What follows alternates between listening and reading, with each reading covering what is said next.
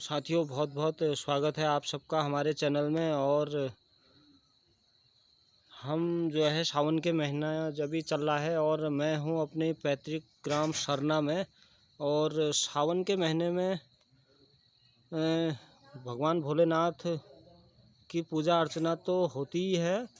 हमारे जो पैतृक जो गांव जो बने हुए हैं तो उनमें कहीं ना कहीं इस महीने जो है वैशी भी होती हैं। और आजकल हमारे जो गांव है इसमें भी वैशी लगी हुई हैं। यह वैशी साथियों हम अगर देखें तो तप के लिए की जाती हैं। और इसमें जो यह धुनी बनी हुई है तो गुरु गोरखनाथ की धुनी है। गुरु गोरखनाथ जो थे वो गृहस्थी नहीं थे।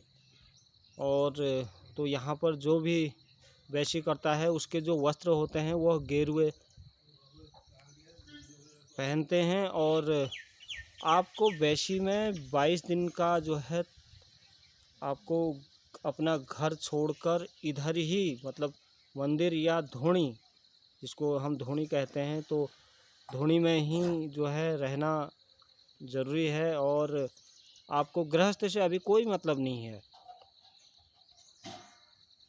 तो जब यह धोनी की स्थापना की गई होगी साथियों, अब तो थोड़ा सा न ऐसी भक्ति कर पा रहा है व्यक्ति, क्योंकि शरीर से हम जो है पंगु हो चुके हैं। तो इतने जो हैं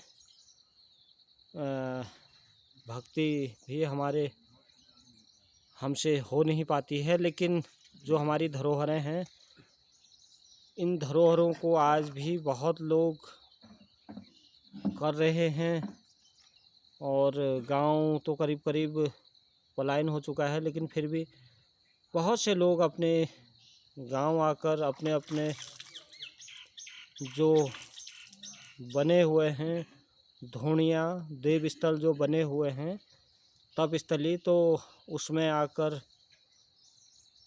करते हैं। और वैशी करने का मुख्य कारण एक तो भक्ति है और दूसरा जो हमारे देवता हैं देवताओं का जो आह्वान है वह भी इसमें किया जाता है। बहुत से लोग जागरों में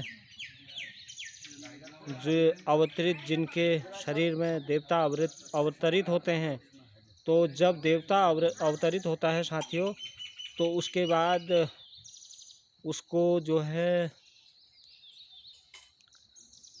एक निश्चित समय तक जब तक वह भक्ति न कर ले, वैशी न कर ले, तब तक उसको मान्यता भी नहीं मिलती है। ऐसा जो पुराने गांव हैं तो उसके बाद ही जैसे कोई किसी के शरीर में देवता अवतरित हुए, या हम कह सकूँ कि नौताड़ जो छे नौताड़ मतलब नया नया जो नाचने वाले हैं उनको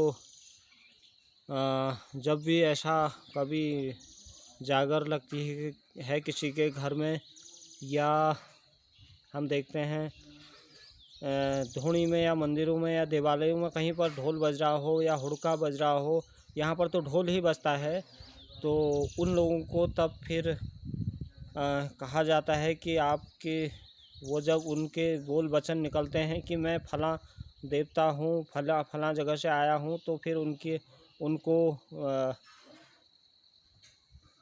फिर कहा जाता है जो डंगरिये जो सयाने डंगरिये हैं, जो मतलब पुराने लोग जिनके अंग में अवतरित होता है, तो वो विभूति लगाकर कुछ टाइम के लिए उनको या तो क्योंकि इधर उधर ना नाचें उस तरीके से फिर उनको यहाँ पर वैशी करने के लिए कहा जाता है साथियों। और फिर जब भी समय होता है तो फिर वह वैशी करते हैं। और ज़रूरी नहीं कि जिनके अवतरित हो रहा हो वही वैशी करे, तो यह तो भक्ति है, भक्ति को तो कोई भी कर सकता है, लेकिन उनके लिए मुख्य करना ही करना है।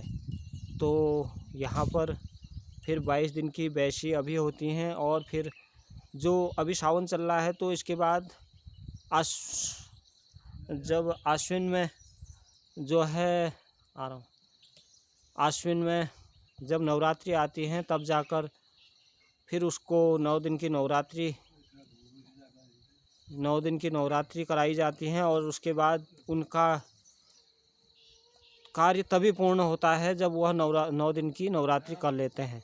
आ रहा हूँ महाराज, आ रहा हूँ भाई। तो साथियों आ रहा हूँ महाराज जी, आ रहा हूँ। साथियों यह जो है कठोर तप है और अभी तो सावन है तो इसको पूष में भी किया जाता है। अगर पूष में इसको करेंगे तो फिर हमको चैत्र की नवरात्रि करनी है तो तभी वह पूर्ण होता है, अन्यथा अधूरा वो, अगर हम नवरात्रि नहीं करेंगे तो कार्य अधूरा रहेगा। तो मैं अब इससे आगे कल बताऊंगा, बने रहिए। तो आज के लिए धन्यवाद। जय गुरु गोरखनाथ।